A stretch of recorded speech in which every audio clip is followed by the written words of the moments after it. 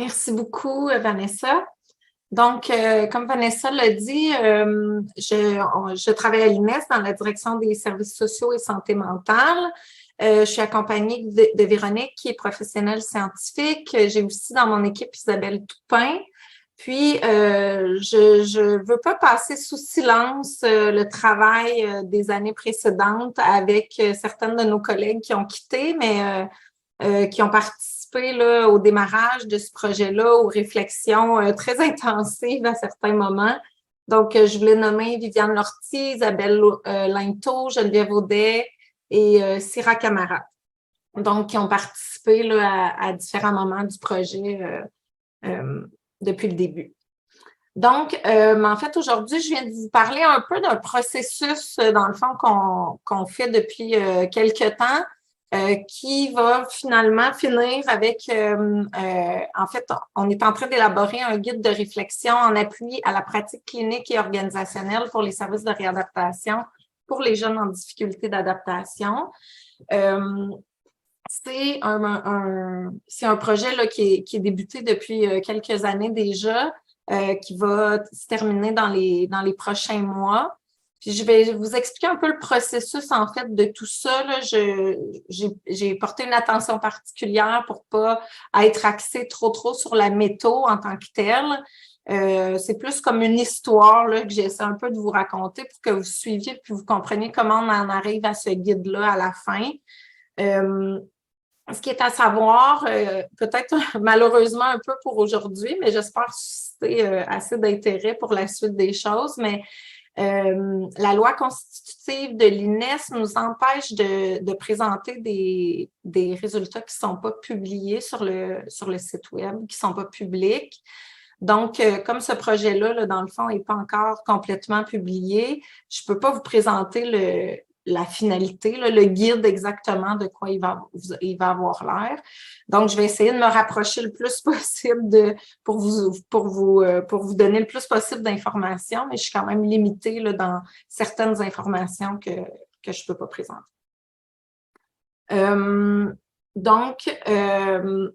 Rapidement, le plan de la présentation, je vais un peu expliquer le contexte, le mandat du projet.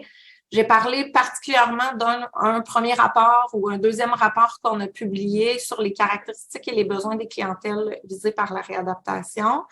J'ai parlé d'une consultation qui a suivi ce rapport-là. Ensuite de tout ça, notre processus pour en arriver au guide réflexif avec un exemple. Puis, brièvement, je vais parler de la suite des travaux, puis on va avoir la période d'échange avec les questions et les réponses. Donc, par rapport au contexte et au mandat, donc, on se situe là, à peu près dans les années là, 2018, 2019, 2020 surtout.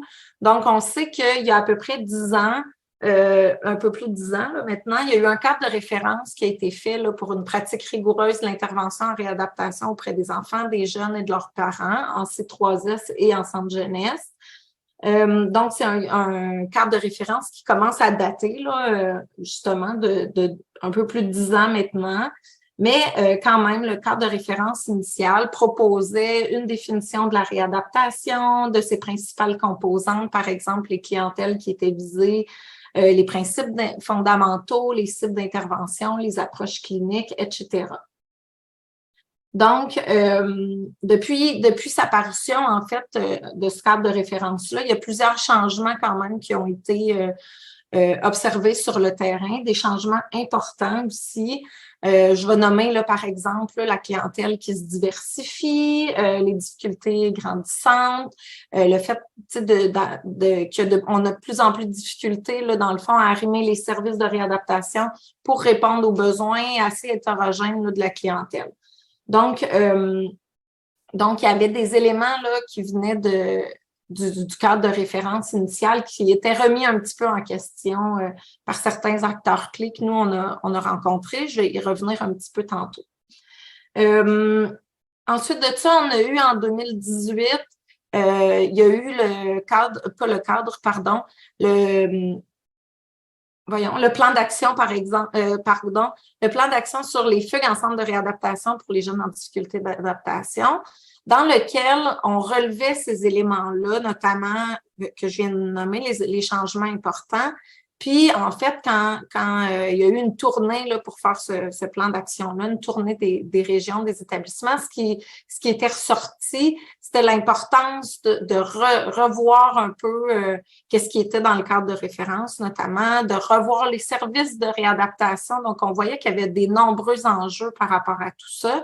Puis, ça l'a mené à la mesure 1.1, qui était d'assurer la révision puis l'harmonisation de l'offre de services des centres de réadaptation pour les jeunes en difficulté d'adaptation.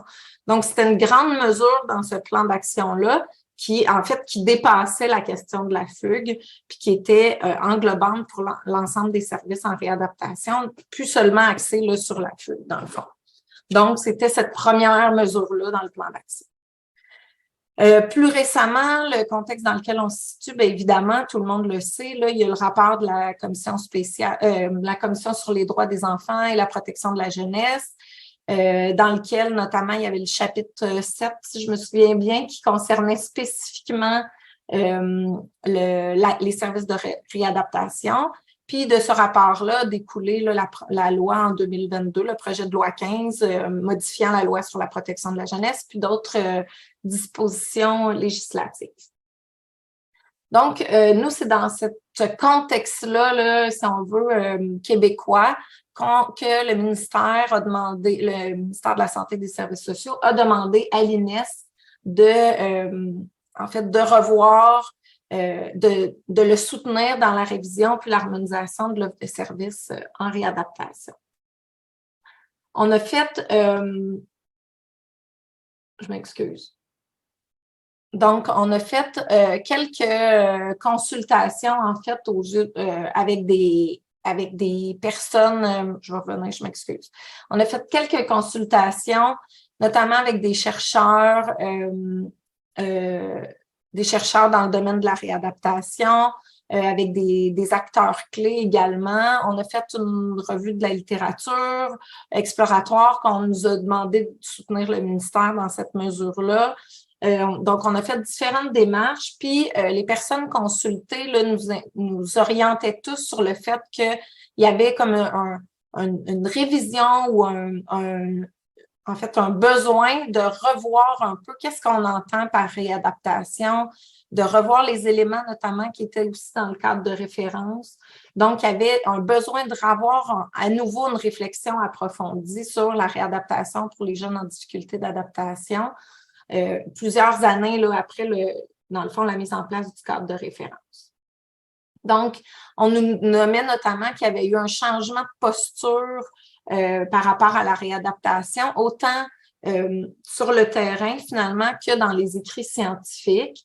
Par exemple, là, pendant longtemps, on avait préconisé principalement la gestion du risque dans les services de réadaptation. Puis là, peut-être qu'il y avait un changement de tendance par rapport au fait d'accorder davantage là, d'intérêt, en fait, au bien-être, aux droits des jeunes, à leur volonté, à leurs besoins, etc. Donc, en fait, toutes les informations qu'on a colligées quand on a commencé à explorer ce mandat-là nous ont comme permis un peu de voir là, qu'il y avait cette nécessité-là, que c'est important là, de se questionner pour soutenir la révision puis l'harmonisation de l'offre de services. Donc, on en est donc arrivé à dire, bien, notre objectif de notre projet, ce sera de revoir ou de redéfinir les services de la réadaptation puis leurs principales composantes. Je ne vais pas m'étendre sur ça, mais grosso modo, on voulait revoir un peu les principes directeurs qui devraient sous-tendre les services de réadaptation. Puis, à quels besoins ça devrait répondre, quelle cible, quelle finalité on devrait avoir avec les services de réadaptation. Donc, on s'est posé deux grandes premières questions pour arriver, dans le fond, à répondre à cet objectif-là. On s'est questionné sur les modèles et approches à préconiser en réadaptation pour faire sortir les principes directeurs, notamment. Puis ensuite de tout ça, sur les caractéristiques et les besoins des clientèles visées par la réadaptation chez les jeunes âgés de 10 ans et plus. Donc, ça nous a amené à faire deux premiers rapports. Donc, un état des connaissances sur la première question, la question de l'efficacité des modèles et des approches, puis un deuxième sur les caractéristiques et les besoins. Compte tenu là, que j'ai pas énormément de temps aujourd'hui, je vais passer très rapidement là, sur l'efficacité des modèles et des approches. Grosso modo, ce que je peux ramener de ce premier rapport-là, c'est qu'on a trouvé deux grands groupes de modèles et approches, si on veut. Donc, un premier qui était les modèles et approches centrés sur le trauma, puis un deuxième sur les modèles et approches centrés là, sur les comportements antisociaux, puis les compétences prosociales. Donc, c'est un peu ce qu'on voit aussi actuellement au Québec, en fait, dans les modèles qui sont implantés puis qui sont évalués en cours actuellement. Donc, ce qu'on a vu pour ceux qui étaient axés sur le trauma, c'est il semblait y avoir là, une amélioration, en fait, des comportements extériorisés, de la santé mentale des jeunes, de leur placement, là, par exemple, la stabilité, donc des moins longues durées, puis des placements qui étaient plus stables, puis aussi une amélioration là, donc du fonctionnement global, là, finalement, des jeunes, chez qui on avait chez les jeunes là, avec qui on avait testé les modèles centrés sur le trauma.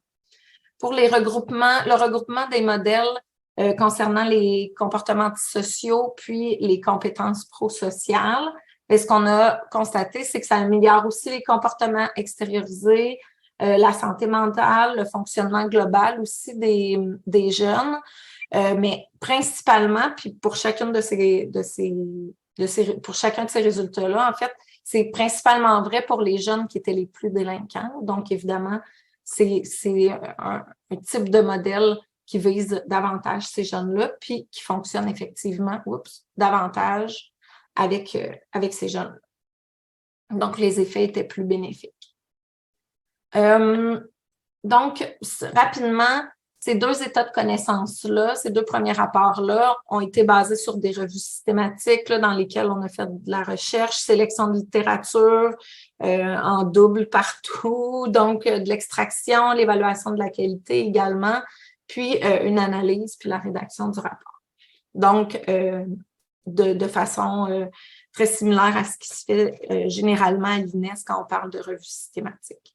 On s'est aussi greffé un comité de travail, donc composé vraiment d'une multitude de personnes, dont des personnes qui représentaient les usagers, les jeunes, donc des anciens jeunes qui avaient passé par la réadaptation quand ils étaient adolescents, les jeunes adultes, disons-le comme ça. On a des directeurs aussi du réseau, on a le ministère, on a des gens plus du milieu communautaire de Boscoville également. Là, j'en oublie sûrement quelques-uns, mais ce n'est pas exhaustif. C'est un assez grand comité de travail. Ensuite de ça, on a aussi à l'UNES ce qu'on appelle le panel des usagers, des usagères et des proches en services sociaux et santé mentale. Donc, c'est un panel, c'est une instance permanente à l'INES vraiment pour les dossiers services sociaux, santé mentale. C'est des personnes qui ont eu ou qui ont encore des contacts dans le réseau, principalement dans le cadre de services sociaux ou de services en santé mentale, donc qui nous accompagnent en fait dans plusieurs projets, dont celui-ci.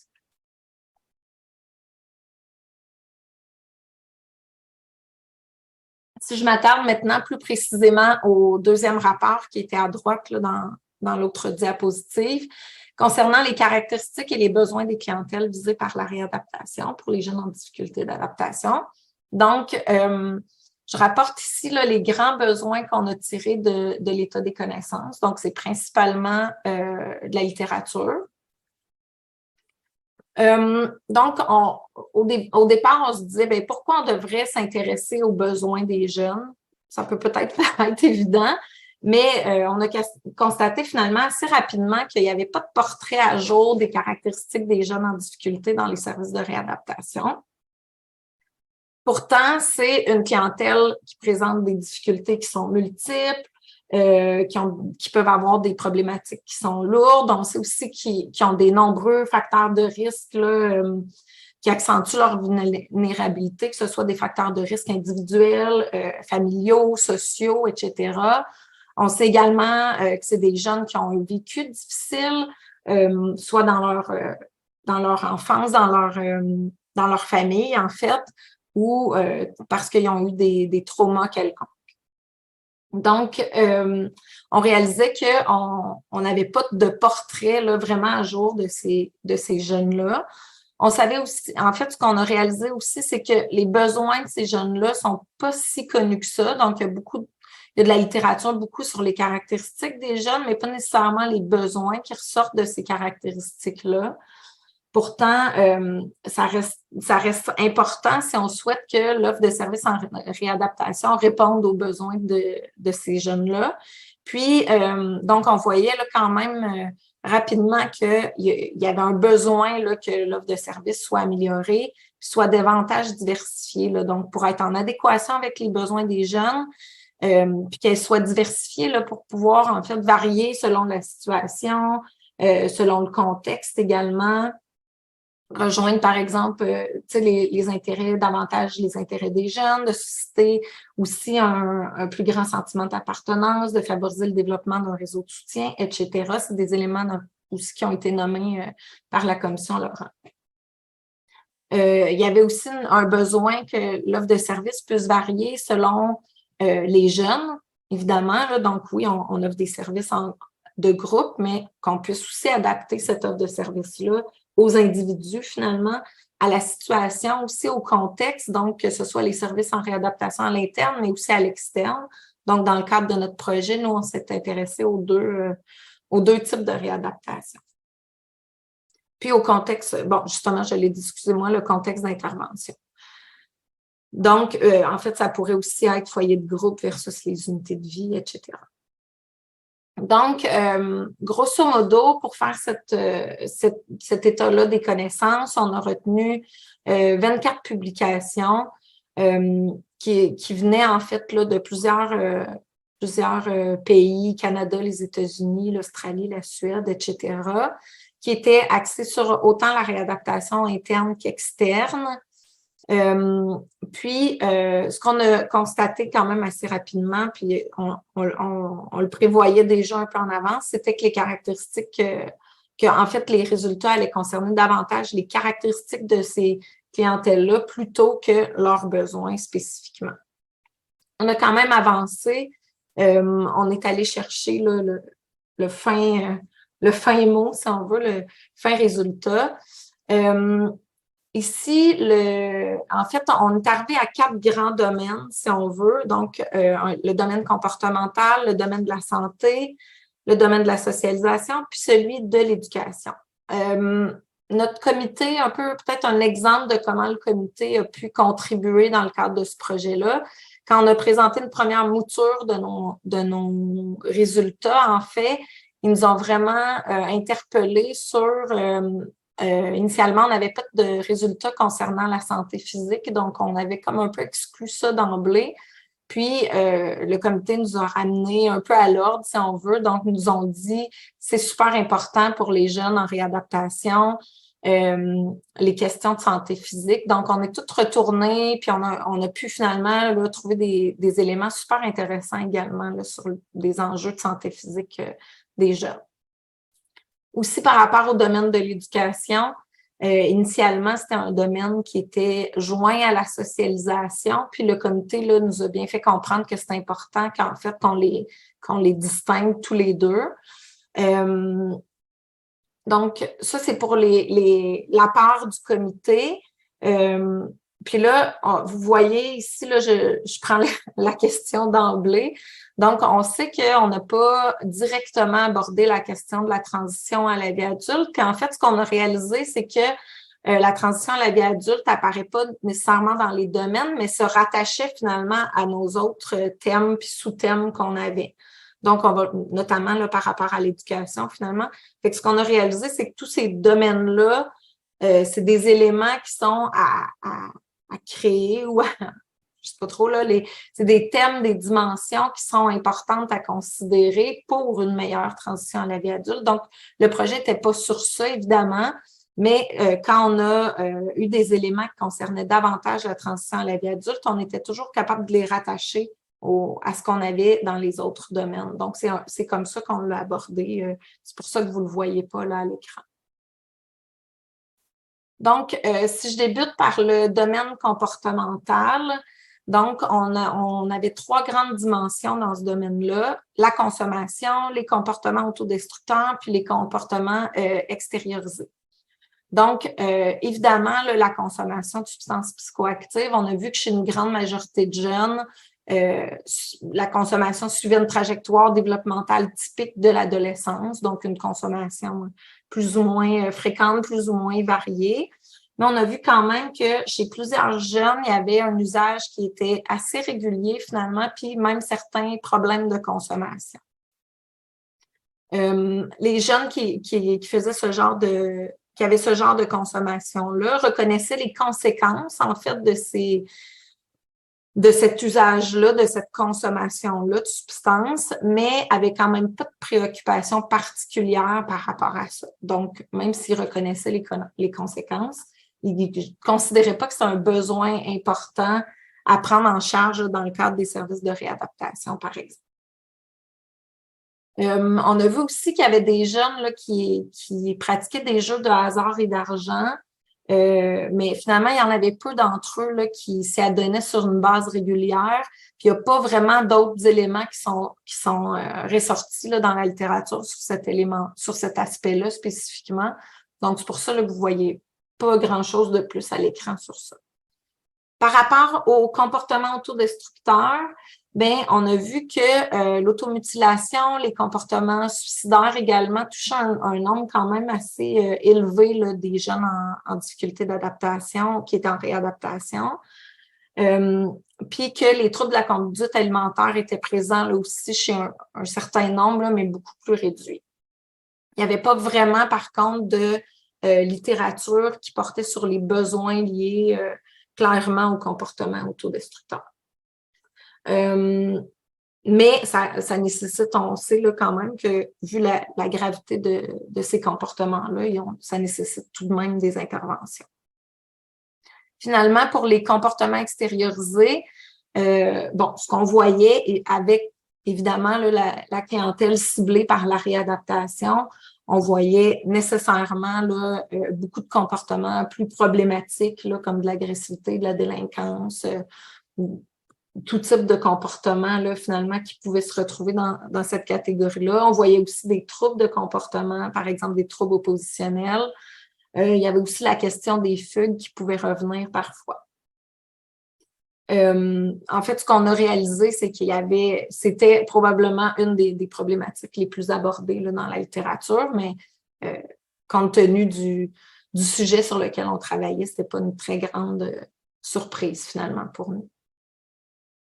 Donc, par rapport au domaine comportemental, on le voit déjà dans ce que je vous présente, qu'on voit peu, en fait, de besoins qui ressortent vraiment de la littérature, particulièrement là, sur ces enjeux-là. Ensuite de ça, si on va sur le domaine plutôt de la santé maintenant, donc, on avait 4 grandes dimensions liées à la santé. La santé générale, la santé mentale, la santé physique, puis la santé sexuelle. Donc, la santé générale, c'était vraiment comme des indices très variés, là, par exemple les hospitalisations, la médication, etc., mais avec des indicateurs génériques, là, finalement. Ce qu'on a réalisé, c'est que les jeunes font généralement une évaluation assez positive de leur état de santé en général. Mais ils sont nombreux quand même à avoir des indices de problèmes. Là. Donc, par exemple, avoir des diagnostics quelconques, là, variés, à prendre de la médication, à avoir été hospitalisé. Donc, il y a comme une certaine incohérence, si on veut, entre leur évaluation et ces indicateurs-là, mais qui n'étaient pas spécifiques. Donc, on ne sait pas trop quelles sont les raisons, là, finalement, ou de la médication, des hospitalisations, etc. Fait qu'on voyait là, qu'il y avait comme un enjeu entre l'évaluation positive qu'ils font puis les indicateurs. Puis en fait, on voyait aussi là, quand même qu'il y avait peu ou presque pas de prise en charge là, de façon globale pour cette dimension-là là, dans les services de réadaptation. Puis, en fait, les jeunes nommaient aussi, là, évidemment, vu qu'ils faisaient une évaluation plus positive, ils nommaient aussi de ne pas vouloir nécessairement là, obtenir de services par rapport à ça quand ils sont dans les services de réadaptation. Quand on allait de façon plus spécifique sur certains types de problèmes ou de santé, donc au niveau de la santé physique particulièrement, donc on a vu qu'il y avait beaucoup de problèmes plus spécifiques, très variés, donc de toutes sortes, là, donc ça pouvait être de l'asthme, des allergies, de l'indice de masse corporelle élevé, des problèmes dentaires, de vision, de l'acné, etc. Là, donc, c'était vraiment là, des problèmes de santé physique qui étaient nombreux. Mais les jeunes s'en disaient quand même pas limités dans leurs activités quotidiennes. Donc, on pouvait penser que c'était pas particulièrement problématique, même s'il y en avait beaucoup. Quand même, en fait, on considérait que c'était des enjeux qui étaient d'intérêt majeur. Donc, ça nous a été nommé quand même par le comité, comme je l'ai nommé tantôt, puis par le panel des usagers des services sociaux à l'INES. Donc, en fait, on le voyait comme des enjeux d'intérêt parce que souvent, ce qu'on nous a dit, c'est que souvent dans les services de réadaptation, c'est pas pris en charge, donc ça peut dégénérer pour certains. On le voyait pas dans la littérature, mais c'est un écho qu'on a eu là, donc de nos comités. Ensuite de ça, par rapport à la santé mentale, ce qu'on a vu, c'est qu'il y avait un nombre quand même important de jeunes là, finalement qui présentaient des problèmes de santé mentale, surtout de type anxieux ou affectif, là, notamment des dépressions, par exemple. Ça se reflétait aussi là, dans les traitements que ces jeunes-là recevaient, donc soit des traitements psychologiques, psychiatriques, pharmacologiques aussi pour la médication. En fait, il y avait, dans le fond, du point de vue des jeunes, ce qu'on a vu, c'est que surtout les filles, en fait, nommaient que ces problèmes-là les limitaient dans leurs activités quotidiennes. Puis, en fait, les adolescents semblaient être moins importunés par ce type de problème-là dans leur vie de tous les jours. Finalement, pour la santé sexuelle, on a vu là, que pour une grande majorité de jeunes, donc il y a une trajectoire développementale typique à l'adolescence, évidemment, comme on l'a vu pour la consommation de substances, mais qu'il y avait quand même un nombre important de jeunes également là, qui pouvaient avoir des activités sexuelles à risque ou présenter des problèmes là, d'ordre sexuel. Donc, dans les activités sexuelles à risque, on avait toutes sortes, en fait, là, comme le fait d'avoir consommé avant d'avoir des relations, de vivre de l'exploitation sexuelle, de faire de la prostitution, etc. Puis les problèmes d'ordre sexuel, ben là, on pouvait penser là, à des violences, en fait, dans les relations interpersonnelles. Donc, on l'a vu également. Des pensées ou des sentiments, on pourrait dire qu'ils sont atypiques pour des adolescents par rapport à leur sexualité, aussi des grossesses chez les adolescents. Donc, c'était des éléments qui étaient rapportés quand même par un nombre important de jeunes. Puis ce qu'on a réalisé, c'est qu'ils sont quand même aussi nombreux à avoir des craintes par rapport à leur sexualité, donc fréquemment, puis des craintes qui sont aussi variées. Donc, il y a quand même quelque chose là qui ressortait. Donc, la crainte, par exemple, d'avoir contracté une TSS, la crainte d'être enceinte, spécifiquement chez les adolescentes. Le fait aussi de se sentir super préoccupée par les violences qu'elles ont ou qu'ils ont subi ou infligé aussi à d'autres personnes. Donc, il y avait vraiment des éléments de préoccupation chez les jeunes qu'on voyait dans la littérature par rapport à leur santé sexuelle.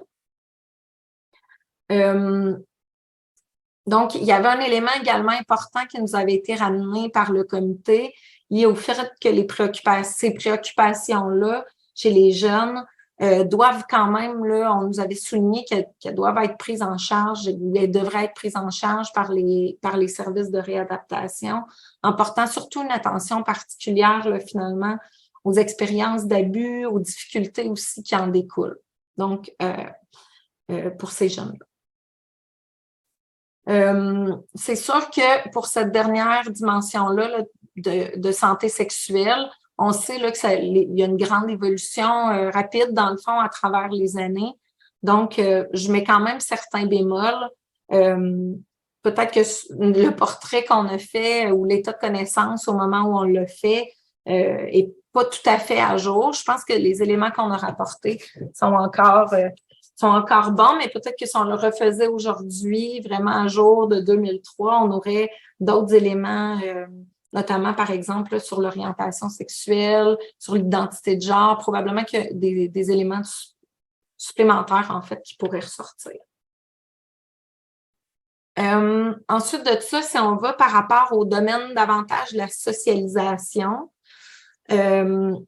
on voit ici qu'il y a deux grandes dimensions, une liée plus aux compétences sociales, l'autre aux relations sociales. Donc, ce qu'on a vu, c'est que par rapport aux compétences sociales, en fait, il y avait des préoccupations à plusieurs égards, mais surtout chez les garçons. Donc, ce qu'on voyait, c'est que il y avait certaines restrictions ou certaines limites par rapport à l'intelligence émotionnelle, aux communications sociales, aux aptitudes prosociales, encore surtout chez les garçons, puis que leur style cognitif pouvait être problématique. Donc, ça se caractérisait davantage par de l'impulsivité, de la rigidité de la pensée, des soupçons de méfiance aussi, des soupçons et de la méfiance, pardon, envers les autres, des résolutions de problèmes qui étaient lacunaires, etc. Donc, on voyait là qu'il y avait ces espèces de préoccupations-là. Puis les jeunes nommaient que c'était moyennement important là, pour eux d'avoir des programmes spécifiques là, pour développer, par exemple, leurs habiletés sociales, puis en fait, mieux résoudre les problèmes. Mais ils le reconnaissaient quand même. Ensuite de ça, par rapport aux relations sociales, bien évidemment, compte tenu du thème même, en fait, du projet, donc on a vu qu'il y avait beaucoup de difficultés relationnelles, en fait, chez les jeunes. Donc, beaucoup de conflits, des tensions, de la violence, même dans les relations, différents problèmes sociaux, finalement. On réalisait aussi que les relations personnelles étaient souvent de qualité limitée.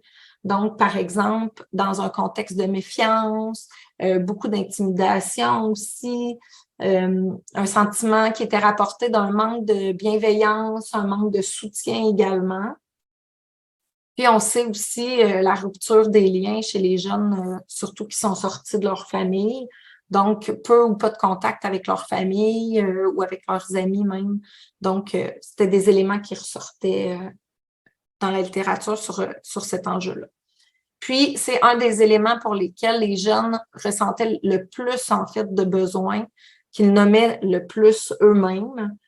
Donc, un fort besoin de maintenir des liens, de développer des liens également, des liens sociaux de toutes sortes, puis améliorer la qualité de leurs relations, en fait, dans les milieux de vie substituts. Donc, entre jeunes, mais également avec les éducateurs, avec le personnel des milieux de vie. Donc, ces éléments-là liés aux relations sociales étaient d'autant plus préoccupantes là, en fait, on sait là, que la stabilité, la sécurité affective, c'est des éléments déterminants majeurs là, pour assurer un sain développement pour la transition à la vie adulte, notamment également. Donc, c'était préoccupant par rapport à la socialisation.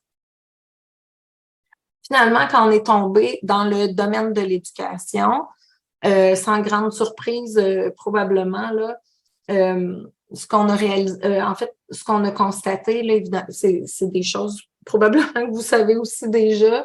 Donc, la situation scolaire de ces jeunes-là qui ont des cheminements souvent qui sont non linéaires, notamment parce qu'ils vivent des multiples changements de milieu de vie.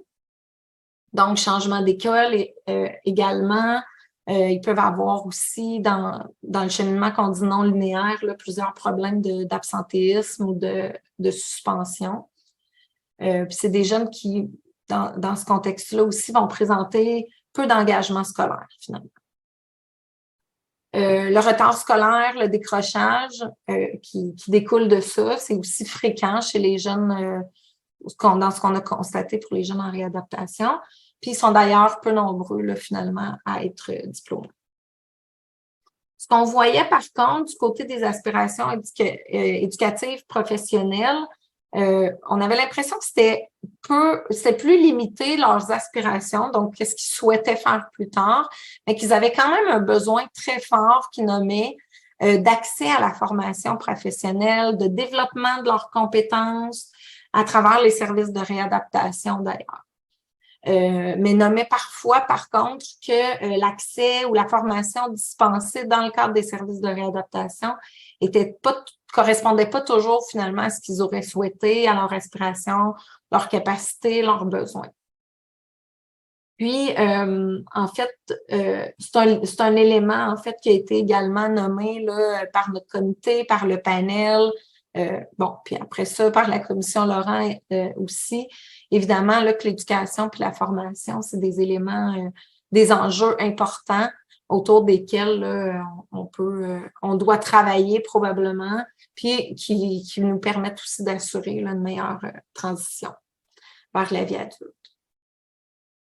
Donc, grosso modo, dans le fond, ce que je vous ai présenté aujourd'hui, c'est là, j'ai pas terminé, là, mais c'est les grands résultats qu'on avait dans notre deuxième état de connaissance. Ce qu'on a réalisé, c'est justement qu'il y avait en fait beaucoup de profils variés. C'est ce qu'on avait pressenti au départ, d'ailleurs. Donc, des profils variés avec toutes sortes de difficultés, toutes sortes de caractéristiques très différentes d'un jeune à l'autre, évidemment. Mais aussi des difficultés là, vraiment à circonscrire les besoins finalement de ces jeunes-là. Donc, est-ce qu'un jeune qui a un problème de consommation, quel besoin vraiment ressort de ça finalement? Qu'est-ce qu'on doit faire dans cette intervention auprès de ce jeune-là? Est-ce qu'il y a réellement un besoin ou en réadaptation, on devrait juste laisser aller ce genre de choses-là? Donc, il y avait quand même quelque chose là qui était à questionner. Donc, c'est ça. Donc, en fait, on revenait sur le fait aussi que dans les services, ça nécessitait probablement une certaine flexibilité parce qu'on constatait qu'il y avait une trajectoire développementale typique aussi à l'adolescence, donc d'essayer des choses sans que ce soit nécessairement problématique, que ça devienne nécessairement un trouble. Mais en fait, il y avait aussi cette nécessité-là qu'on voyait puis qui dénote un certain besoin là, dans les services de voir est-ce qu'il y a une trajectoire développementale typique qui puisse être faite chez ces jeunes-là. Donc, surtout des caractéristiques, peu de besoins, je l'ai nommé également. Puis, donc, ça, je pense que ça va. Je m'excuse, je vais être sûre, j'ai beaucoup de notes, je vais être sûre que tout est beau. Donc, dans le fond, ce qu'on s'est dit, c'est, OK, avec ce qu'on a pu aller chercher, dans le fond, dans la littérature, avec beaucoup de caractéristiques, pas tant de besoins, est-ce qu'on est capable de répondre à notre question qui concerne les besoins, justement, des jeunes en réadaptation?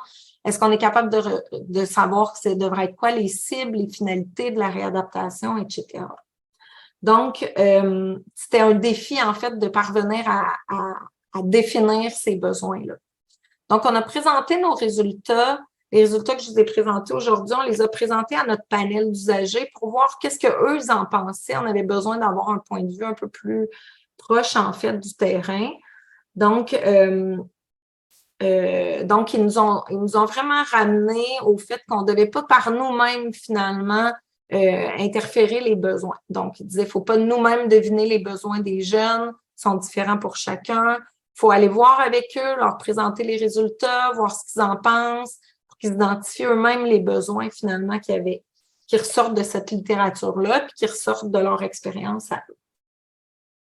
Donc, c'était un peu de savoir finalement à qui revenait le rôle d'identifier les besoins. C'est un peu là-dessus qu'on avait questionné notre panel. Puis la réponse finalement était assez claire. Puis, il y avait aussi la question de savoir là, comment on rend cette démarche-là objective, systématique. Donc, dans cette optique-là, avec les informations que le panel nous a données, on a décidé d'aller consulter les jeunes, évidemment, mais également des intervenants.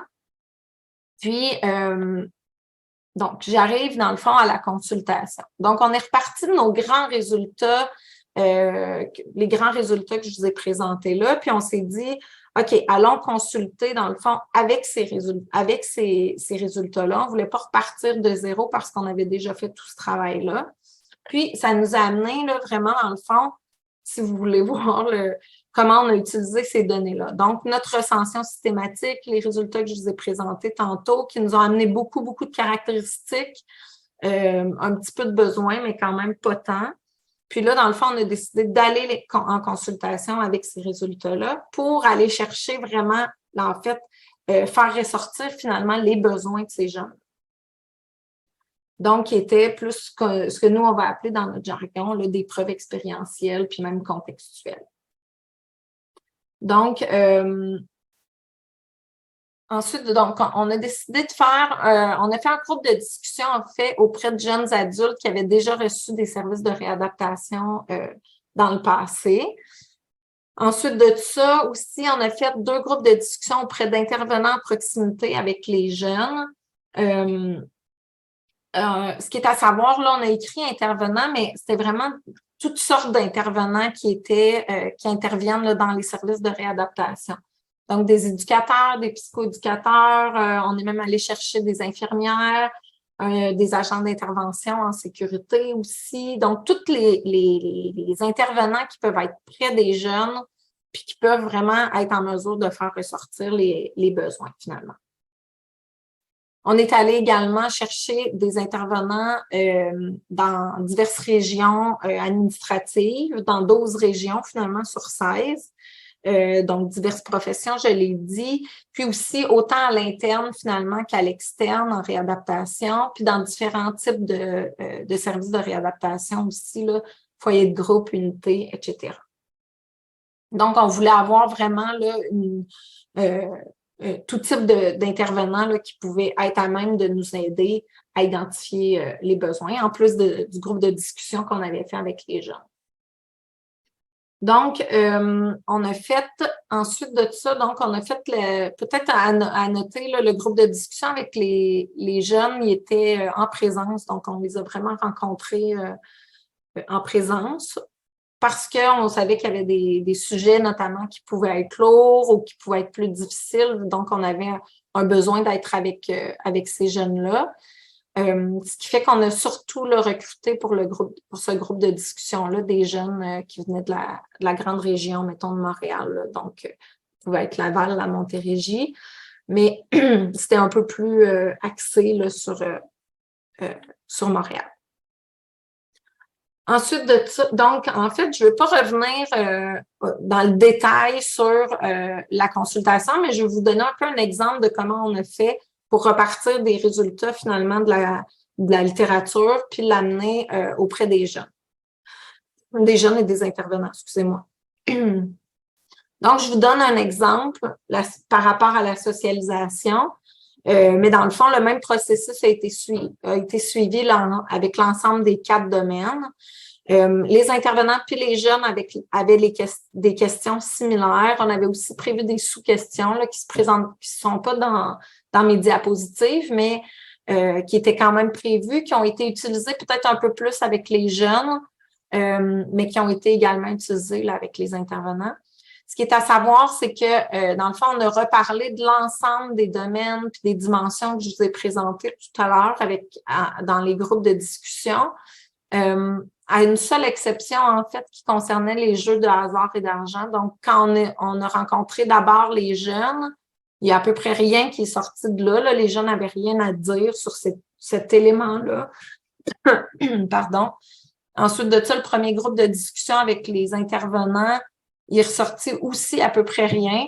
Donc, avec le deuxième groupe d'intervenants, là, on est passé très, très rapidement sur cette question-là. On les a comme pas re-questionnés là-dessus. On est juste allé valider avec eux, finalement, qu'il n'y avait pas grand-chose de plus à dire que ce qu'on avait vu. Donc, ça semblait vraiment pas problématique, en tout cas, dans les services de réadaptation au Québec. Donc, on a fait des discussions. Je m'excuse, je vais prendre un peu d'eau.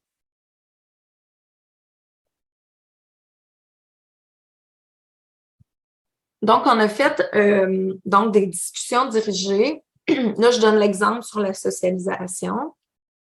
On avait, donc, on a identifié les besoins liés à la socialisation. Là, je vous ramène à ce qu'on avait dans les résultats tantôt. J'ai mis en orange là, les défis nombreux liés aux difficultés relationnelles, qualité limitée des relations, puis les ruptures, là, finalement, qu'il pouvait y avoir. Puis, dans le fond, dans la discussion dirigée, on leur faisait un bref portrait, en fait, de la situation, de ce qu'on avait trouvé dans la littérature. Puis ensuite de ça, on leur posait la grande question, à savoir, selon eux, quels sont les besoins des jeunes en matière de relations sociales ici, dans ce cas-ci. Donc, par exemple, pour les relations sociales, si je reviens, on avait ces défis-là, puis dans notre rapide coup d'œil, disons, là, portrait qu'on leur a fait, on leur expliquait que pour plusieurs jeunes, on voyait que le placement entraînait une rupture des liens sociaux avec leur entourage, que leurs interactions avec leur famille, amis, élèves étaient aussi... là, j'ai le zoom là, sur ma présentation, je ne vois pas tout, étaient aussi marquées par des difficultés relationnelles, puis que dans les milieux de vie substituts, il y avait certains jeunes qui rapportaient un climat de méfiance et d'intimidation entre eux. Puis finalement, qu'il y avait quelques jeunes qui ressentaient aussi un manque de bienveillance puis de soutien de la part des intervenants. Donc, ça reprenait vraiment là, en fait, ça reprenait très rapidement plusieurs résultats en même temps qu'on avait. Puis ensuite de ça, donc, on leur posait cette grande question-là sur les besoins par rapport aux relations sociales, mais on les déclinait aussi là, en sous-questions quand c'était nécessaire. Donc, par exemple, les besoins qui pouvaient être liés aux difficultés relationnelles, à la qualité de leurs relations, etc. Puis on reprenait toutes ces dimensions-là que je vous ai présentées tantôt. Donc, encore en lien avec l'exemple sur la socialisation, je vous donne des exemples de besoins qui ont été dégagés finalement suite au groupe de discussion. Par rapport à la rupture des liens sociaux, ce qu'on a vu, c'est que il y avait le besoin de faciliter puis de maintenir le contact avec la famille malgré la présence de contraintes, notamment géographiques. Par exemple, on nommait l'importance d'offrir un accompagnement externe ou un lieu de rencontre neutre pour faciliter ces visites-là. Favoriser aussi un contexte de rencontre qui se rapproche le plus possible de la vie normale, par exemple, la possibilité de partager un repas avec sa famille. Ensuite de ça, on voyait aussi l'importance ou le besoin de créer en fait un réseau social stable et favorable, sans grande surprise, évidemment. Puis on demandait que les services de réadaptation puissent soutenir l'établissement de liens durables et significatifs en cohérence avec le désir puis la réalité du jeune également. Donc, ça, c'est le genre de besoin qu'on a dégagé en lien avec la rupture des liens sociaux. Ensuite de ça, donc, on l'a repris, je le reprends pour chacun des éléments. Donc, en lien avec les difficultés relationnelles avec l'entourage, on voyait un besoin de modifier les pratiques pour permettre aux jeunes d'actualiser ces relations dans un contexte normalisant. On l'a entendu beaucoup aussi à la commission Laurent, l'importance pour les jeunes de voir leurs amis, d'aller dans des parties, peut-être, des choses comme ça, puis d'offrir aussi un accompagnement pour la gestion de conflits avec l'entourage. Donc, vous voyez, en fait, on se permettait, ou en tout cas, on avait l'occasion d'aller vraiment plus loin dans les besoins qu'on dégageait suite au groupe de discussion que ce qu'on avait trouvé finalement dans les littératures, qui était vraiment beaucoup plus limité. Donc, on a fait la même chose après ça avec les relations avec les pairs dans les milieux de vie. C'est peut-être un élément que j'ai pas tant discuté tantôt quand j'ai présenté la socialisation, mais c'était un enjeu quand même particulier qui ressortait. a suffisamment en fait pour que les jeunes nous disent justement qu'il y avait l'importance de mieux former les intervenants à la gestion des conflits entre les pairs dans les milieux de vie. Donc, c'est un élément quand même important pour eux, d'outiller aussi les jeunes pour qu'ils développent des relations plus positives avec leur père. Donc, basé sur la confiance, la sincérité, la loyauté, l'entraide, comment développer et consolider des stratégies de résistance aussi aux influences négatives. Donc, il y avait vraiment des éléments importants, intéressants qui ressortaient de ces groupes de discussion-là, finalement. Puis ensuite de ça, les besoins dégagés finalement avec en lien avec la relation d'aide par rapport aux intervenants. Il y avait vraiment un élément là, de développer une culture d'intervention qui permettait aux jeunes de s'exprimer davantage sur des questions qui le concernent. Ça fait le lien également avec des nouvelles dispositions dans le projet de loi 15. Donc, d'outiller les intervenants pour qu'ils puissent favoriser aussi le droit d'expression du jeune, la prise en compte de son opinion.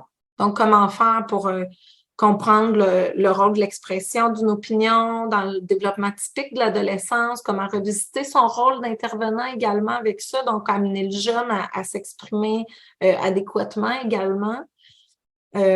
Outiller le jeune dans l'acquisition d'habiletés à exprimer son opinion. Aussi, tantôt, on voyait qu'il y avait certains enjeux aussi dans les compétences sociales, de communication sociale. Donc, c'est important également d'outiller les jeunes par rapport à ça, de les éduquer sur la façon d'exprimer leur opinion, de développer leur estime également.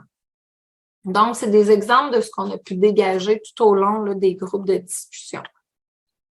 Bon, puis finalement, là, il y avait d'améliorer la relation d'aide par l'entremise l'attitude et de capacité relationnelle de l'intervenant, donc plus au niveau, par exemple, du savoir-être, d'écouter activement, de faire preuve d'empathie, de respect, d'offrir du soutien, d'adopter une posture de bienveillance envers le jeune, etc.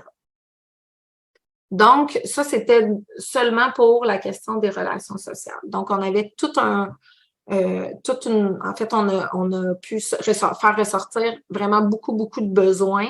Puis, ce qui était en fait l'objectif de ces groupes de discussion-là. Donc, on s'est dit que notre objectif avait été atteint parce qu'au final, les besoins dans tous les domaines on avait pu faire ressortir des besoins dans l'ensemble des domaines, puis dans l'ensemble des dimensions qu'on avait.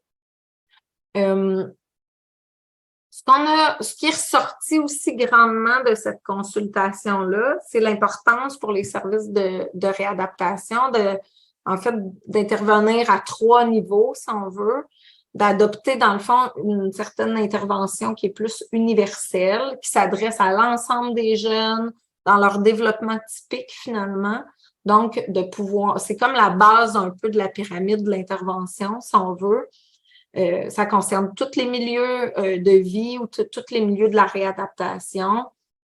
Puis, donc, vraiment, en fait, de pouvoir permettre aux jeunes d'avoir une trajectoire plus typique, développementale, plus typique liée à l'adolescence.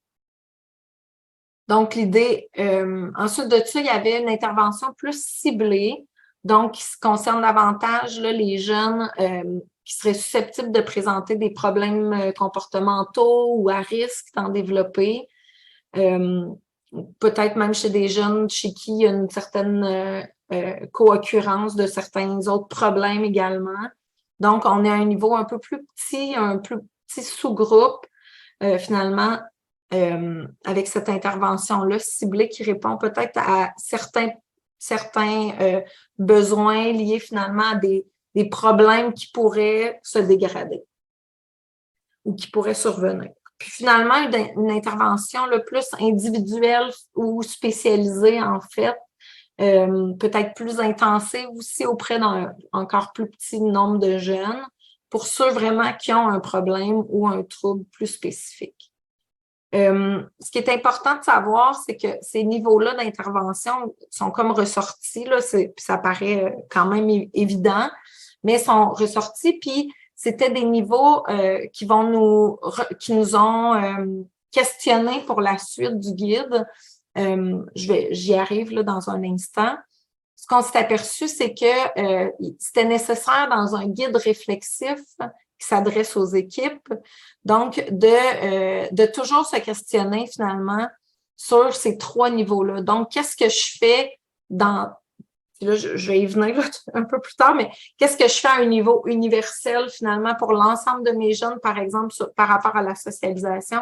Qu'est-ce que je fais de façon un peu plus ciblée pour ceux qui semblent avoir une problématique ou que ça pourrait décliner davantage? Puis qu'est-ce que je fais là pour ceux qui présentent vraiment un trouble ou une problématique très avancée là, sur une question particulière?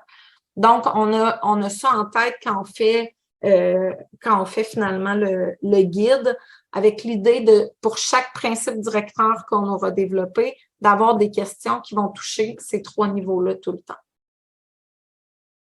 Donc, en fait, si je remettais mon petit chemin de tantôt, donc on a fait on a regardé la littérature, on s'est retrouvé finalement avec beaucoup de caractéristiques. On est allé faire la consultation, on a fait ressortir les besoins. Donc là, on avait vraiment un bon portrait finalement des besoins des jeunes. Mais là, on s'est questionné sur la façon de rendre finalement, de rendre ces besoins-là. Qu'est-ce qu'on allait décider de faire finalement avec tout ça?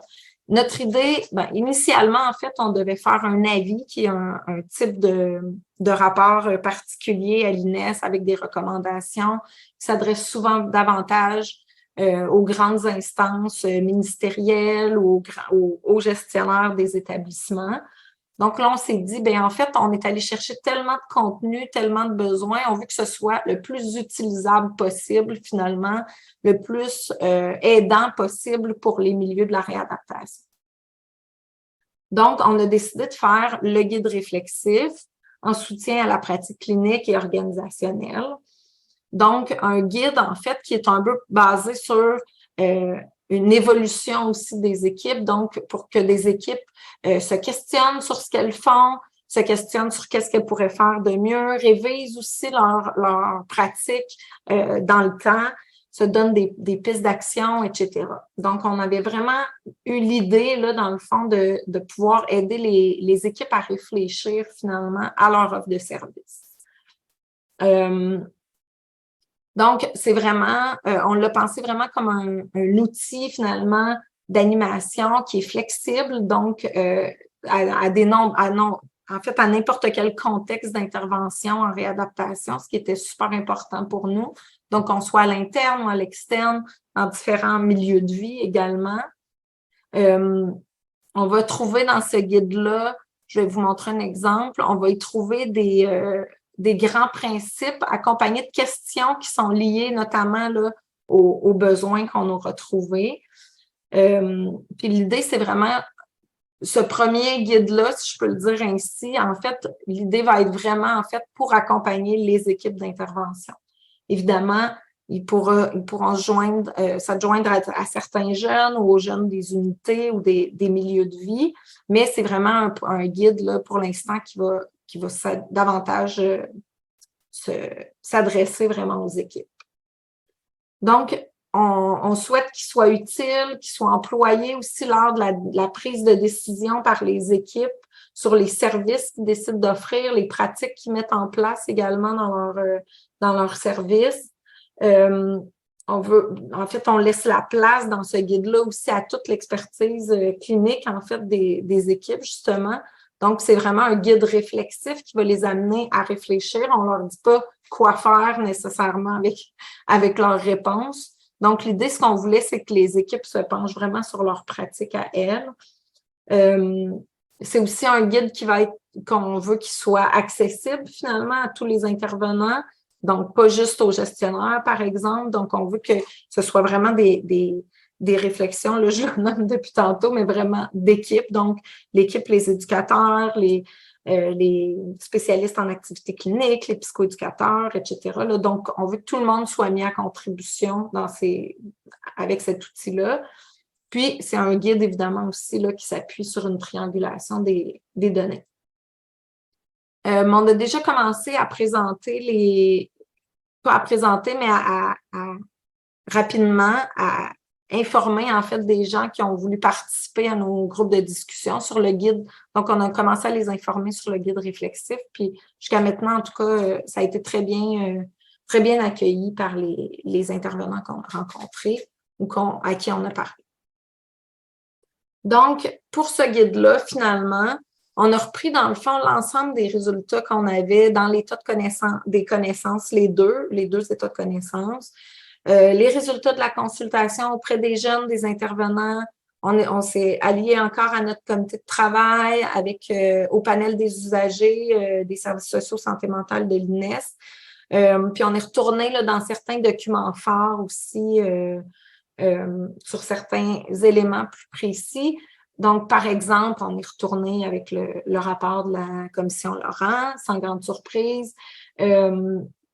La charte d'Ottawa pour la promotion de la santé, qui date de quelques années déjà, mais qui parle vraiment de la santé finalement, comme une ressource de la vie quotidienne, pas comme un objectif dans la vie. Donc, il y avait des éléments ici qu'on est retourné chercher sur un concept qui est très positif finalement de la santé.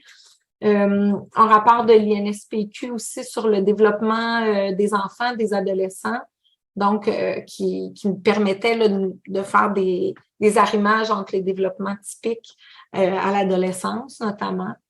Donc, c'est le genre de document là, auquel on a décidé de se référer. Puis, il va y avoir également des démarches auprès de futurs utilisateurs. Concernant l'applicabilité et l'acceptabilité, je vais en reparler un petit peu tantôt. Donc, en fait, ici, ce que je vous souhaitais, c'était vous présenter un exemple finalement.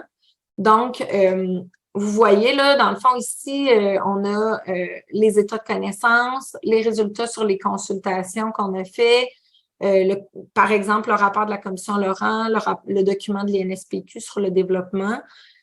Là, on aurait tous les autres documents forts également. Puis l'idée, c'était un peu pour chaque principe, chaque sous-élément, si on veut, d'aller s'assurer que ce soit nommé à plusieurs endroits, au moins, ça a été nommé au moins à 2 endroits dans ce qu'on avait comme données finalement, comme intrant. Donc, soit dans les documents forts, soit dans nos consultations, soit dans nos 2 premiers rapports finalement. Ce qui est à savoir, c'est que dans le fond, les résultats qui ont émané des groupes de discussion puis des états de connaissance sur un sujet, par exemple la socialisation, vont pas nécessairement nous amener strictement à un principe qui est lié à la socialisation. Donc ici, on a un exemple de principe qui pourrait être dans le guide. Par exemple, qu'on souhaite que les services de réadaptation favorisent le développement et le maintien des liens sociaux. Donc, oui, c'est à la base lié aux résultats que je vous ai présentés tantôt sur les besoins. Donc, la nécessité de créer un réseau stable et favorable, la facilité puis de maintenir le contact avec des personnes significatives. Mais il y a aussi des éléments finalement qu'on a constatés qui se ramenaient dans plus qu'un domaine ou dans plus qu'un type de besoin.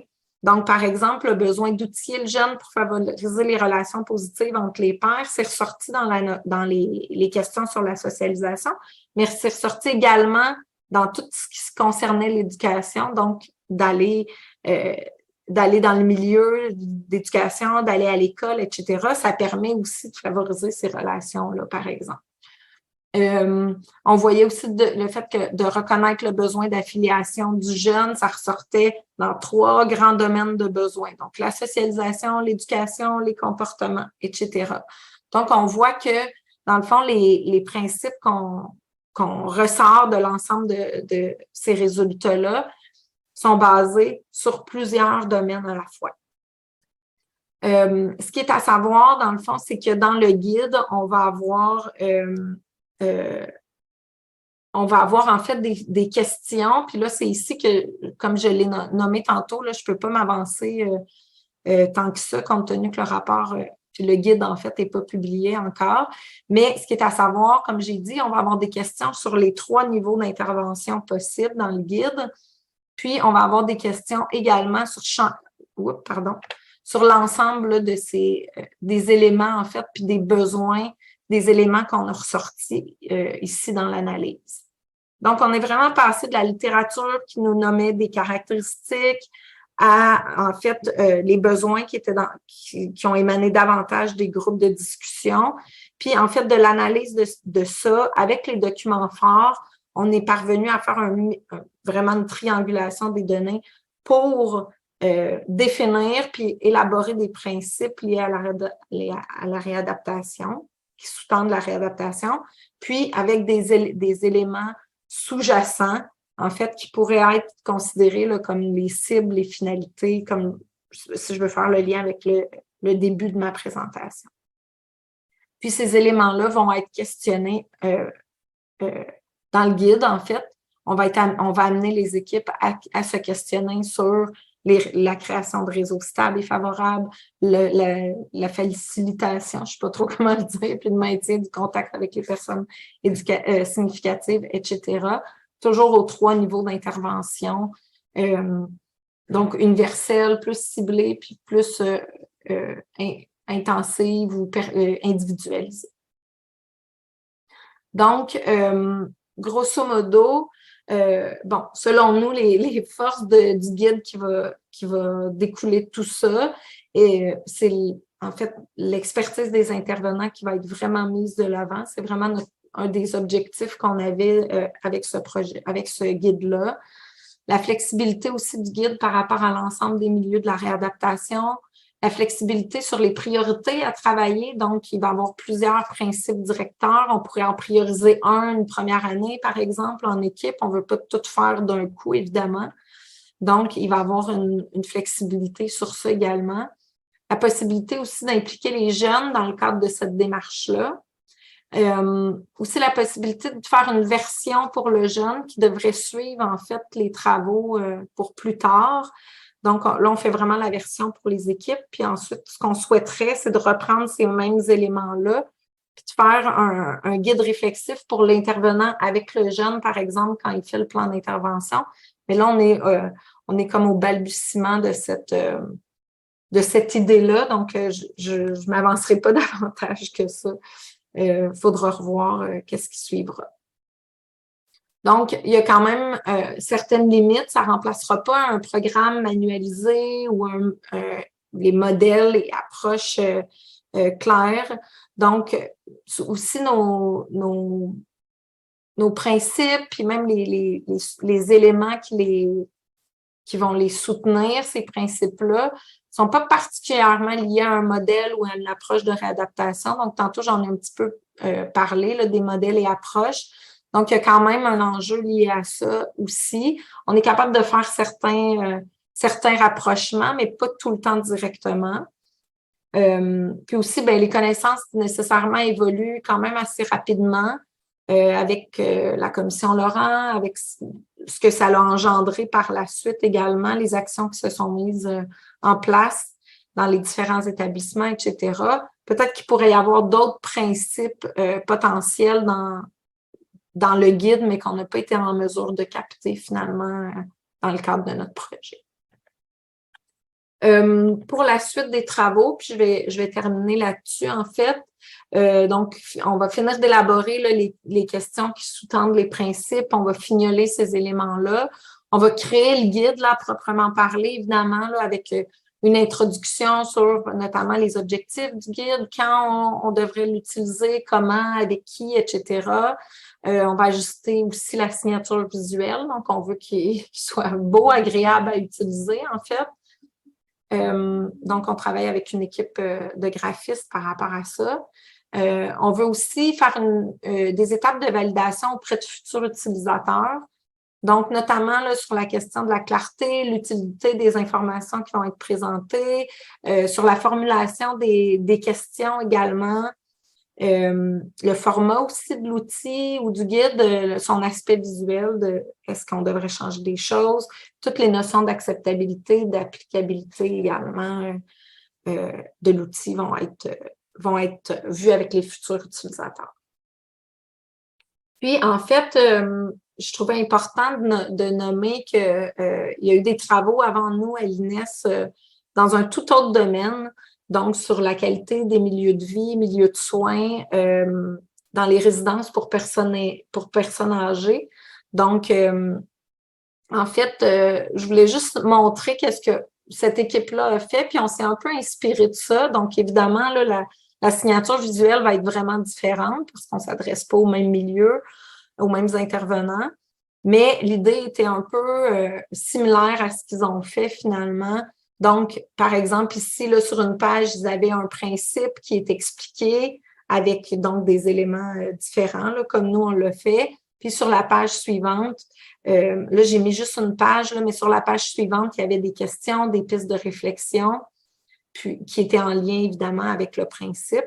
Là, je vous ai mis juste une page, mais il y avait 3 pages, je pense, de questions réflexives, en fait, pour les équipes. Donc, c'est un peu, en fait, un élément, en fait, qu'on veut... On sait qu'il y a quelque chose de similaire qui a été fait à l'INES, sans reprendre tel quel, évidemment. Les principes ne sont pas les mêmes. On ne s'adresse pas aux mêmes personnes non plus, mais on savait là, ça avait déjà été fait, puis c'est inspirant pour nous, en fait, ce type de guide-là.